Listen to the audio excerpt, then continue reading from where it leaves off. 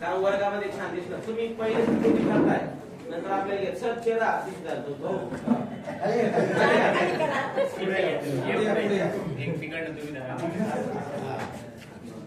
सगळ्यांची शूटिंग घेतल्यावर मॅडम मग इकडे सेंटरला वगैरे.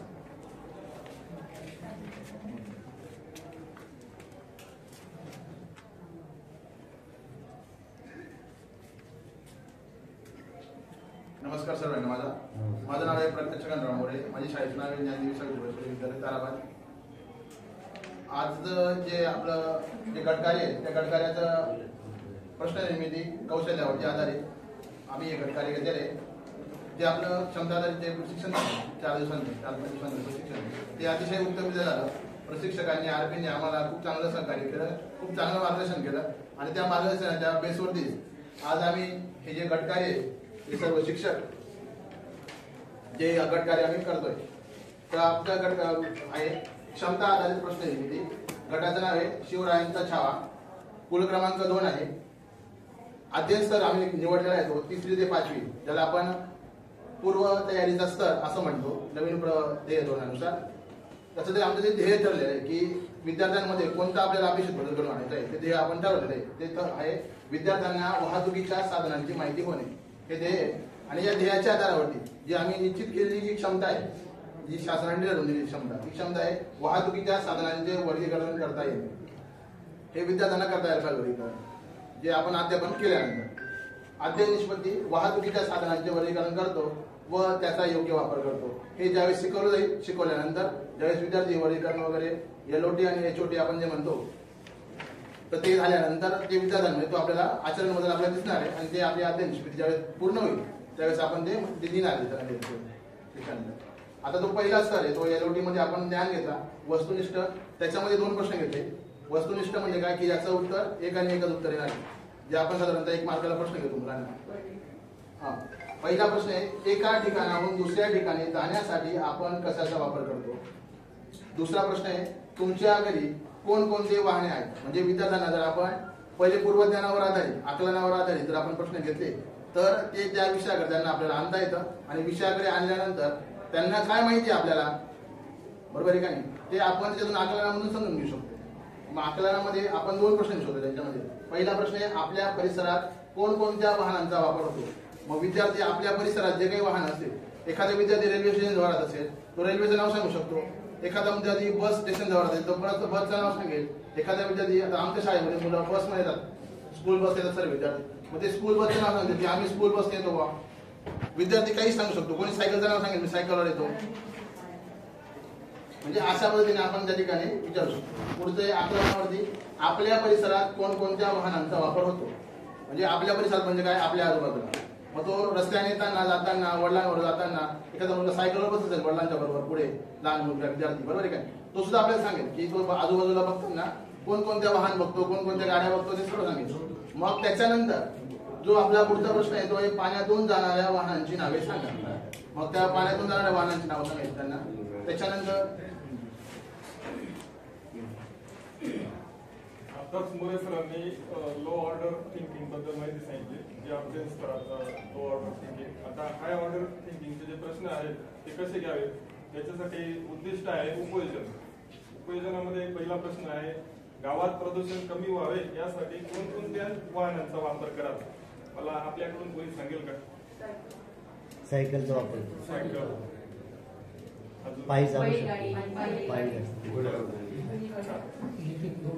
Electric weapon.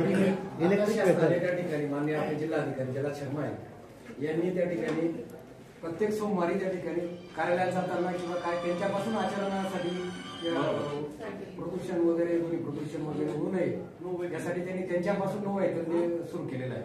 हा एक उपक्रम त्यांनी राबवलेला आहे. एकदम बरोबर.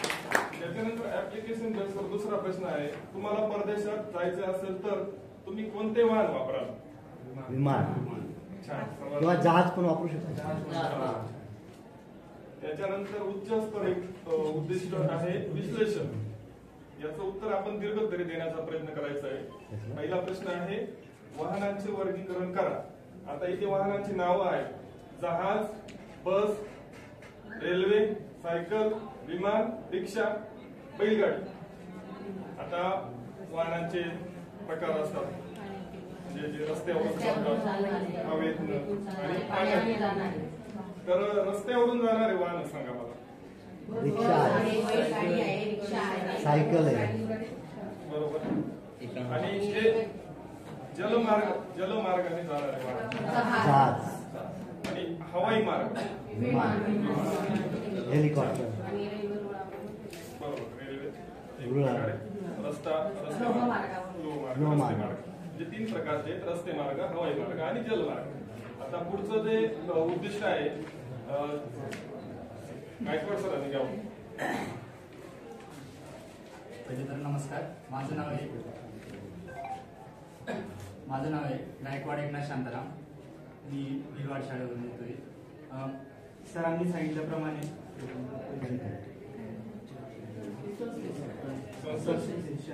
प्रश्न आहे, दीर्घोत्तरी प्रश्न आहे. आधुनिक व प्राचीन काळी वापरण्यात येणाऱ्या वस्तूची वाहतुकीची यातील फरक सांगा. कोणी सांगू शकत काय?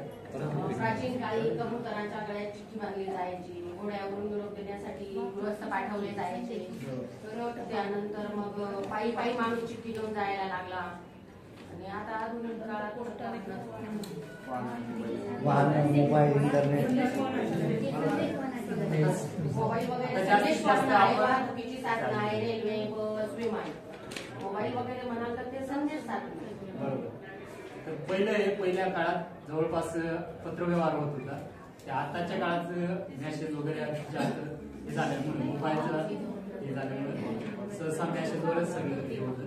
त्याच्यानंतर आहे दुसरा प्रश्न आहे,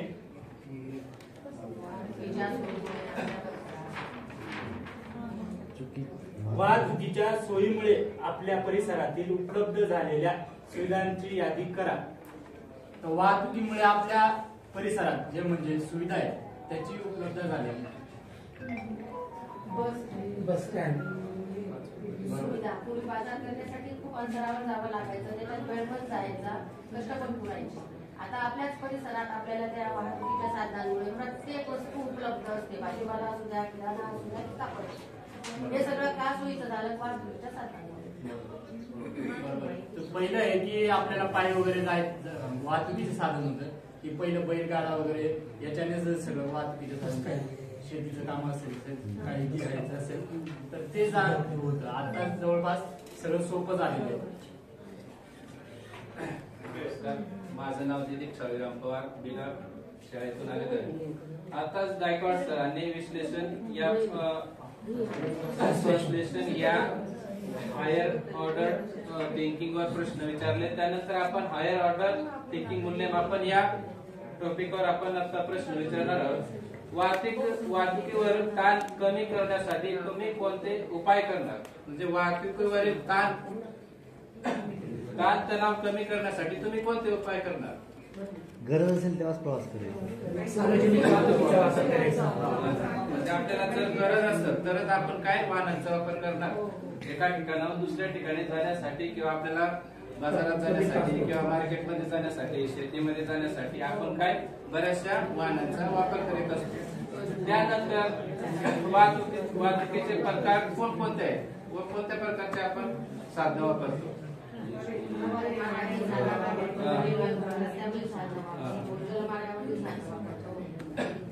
बघा, वाहतुकीचे 3 प्रकार आहेत. जलमार्ग, नंतर हवाई मार्ग, रस्त्यावरील मार्ग. तर रस्त्यावरील मार्गावर आपण ट्रक असू द्या, मोटर असू द्या, सायकल असू द्या यासारखे वाहनांचा वापर करतो. त्यानंतर हवेतून जाणारे विमान असू द्या, हेलिकॉप्टर असू यासारख्या वाहनांचा वापर करतो. त्यानंतर जलमार्गाने जहाज असू द्या यासारख्या वाहनांचा आपण इथे वापर करतो.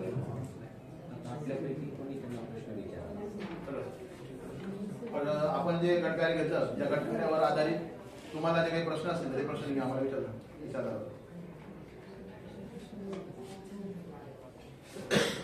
आपण कोणकोणते प्रश्न तयार करू शकत होतो.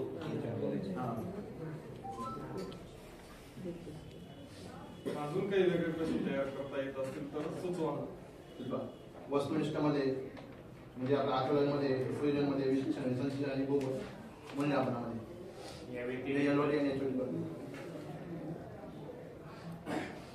क्षमता आधारित प्रश्न निर्मिती टप्पा क्रमांक 4 च्या याच्यामध्ये आजचं त्या ठिकाणी सरांनी जे मार्गदर्शन केलं किंवा जी माहिती सांगितली त्याच्यामध्ये ज्ञान असेल तर ज्ञानावरती आपल्याला जे काही प्रश्न असेल, एखादी वस्तू विद्यार्थ्यांच्या समोर किंवा एखादं साहित्य किंवा एखादं कुठल्याही त्याच्या परिचित असलेली वस्तू सांगून त्याच्यावरती आपल्याला उलट सुलट प्रश्न विचारता येतील किंवा त्याच्यामध्ये सखोल माहिती आपल्याला जाणून घेता येईल. वाहतूक साधन कोणती? उपयोजन प्रश्न होता. उपयोजनात्मक इंधन विरहित साधनाचे यामध्ये सर्वात स्वस्त असा वाहतुकीचा मार्ग कोणता हा एक प्रश्न आपण विचारू शकतो. कारण इंधन समस्या ही भविष्यात बरोबर मोठ्या प्रमाणावर येणार आहे. म्हणून आता जे तंत्रज्ञान आहे, आता हायब्रिड टेक्नॉलॉजीकडे आपण वळलोय बऱ्यापैकी. आणि त्यानंतर इलेक्ट्रिक व्हेकल्स. आता इलेक्ट्रिक व्हेकल्समुळे म्हणजे जे रस्ते मार्गाने आपण प्रवास करतो त्याचं बऱ्यापैकी आपण इंधनाची बचत करू शकतो. आणि सगळ्यात महत्त्वाचं म्हणजे पर्यावरणाची सुद्धा जे ग्लोबल वॉर्मिंग ही जागतिक समस्या निर्माण झालेली आहे त्याच्या संदर्भात सुद्धा आपण पर्यावरणपूरक असं म्हणजे रस्ते वाहतुकीशी संबंधित म्हणजे ईव्ही म्हणजे तसं आपण फक्त काय आपल्या डोक्यामध्ये रस्ते वाहतूक म्हणजे जुन्या काळामध्ये बैलगाडी असेल, पायी चालणे म्हणेल, सायकल चालवणे म्हणेल, अशा याच्यावर पण आपण इलेक्ट्रिक व्हेकल्स आणि हायब्रिड जे टेक्नॉलॉजीज यांचं सुद्धा या प्रश्नांमध्ये अंतर्भूत केलं. कारण काय परिवर्तनीय संसार का नियम फक्त आपण तेच रस्ते मार्ग किंवा म्हणजे तुम्हाला ऑपोजिट करते बरं का सर, डोंट मिसअंडरस्टँड. हा पण मग अशा गोष्टी सुद्धा आता त्या इन्व्हॉल्व्ह होणं खूप काळाची गरज आहे. कारण की आर्थिकदृष्ट्या परवडणारे आहेत, शिवाय त्याचा पर्यावरणाला कुठलाही इफेक्ट होत नाही, बॅड इफेक्ट होत नाही. हे खूप महत्वाचं आहे. म्हणजे अशा प्रश्नांचा अंतर्भाव असं मला वैयक्तिक आणि आपलं जे ध्येय होतं की साधनांचा वापर कोणता आहे ते सांगा. म्हणजे वाहतुकीला इंधन लागते बरोबर, पेट्रोल वगैरे डिझेल ते आता संपुष्टात येणारे साधन बरोबर, परंतु नवीन टेक्नॉलॉजी काय आता अपडेट होतात. तर आज गव्हर्नमेंट म्हणजे भारत सरकार जे आहे तर ते ईव्ही साठी प्रोत्साहन दिले. ईव्ही म्हणजे इलेक्ट्रिक आपण व्हेकल एवढे पण कार असेल. आता एवढंच नाही तर ज्या लोकांना आपण बघा आपल्या मीटरचे बिल खूप वाढले परिणाम बरोबर आहे का नाही. आता तुम्ही 100 युनिटच्या वरती गेला तुमच्या लगेच मीटरचं बिल लगेच वाढेल बरोबर आहे. मी स्वतः माझ्या घरात या महिन्यात 4700 रुपये बिल भरलेलं आहे घरात आम्ही 4 जण. पण जर आपण विचार केला की आपण जर सोलरचा वापर करून घेतला मग जर सोलर सेट आपण घरामध्ये बसवलं तर आमचा जो मुद्दा आहे वाहतुकी साधन बरोबर आहे का नाही त्याच्या आधारे म्हणजे मी जर इलेक्ट्रिक गाडी घेतली तर त्याची चार्जिंग त्याच्यावर करू शकतो. आणि जो इंधनाचा खर्च आहे तो परिणामी आपण कमी करू शकतो. परिणामी त्याचा वापर करून जे प्रदूषण आहे ते प्रदूषण देखील आपल्याला कमी करता येऊ शकतो. तर आशा करतो आम्ही आजची जी अध्ययन निष्पत्ती आहे की वाहतुकीच्या साधनांचे वर्गीकरण करता येणे आणि वाहतुकीच्या साधनांची माहिती होणे हा घटक आपल्याला समजला असेल. धन्यवाद. एकदम चांगल्या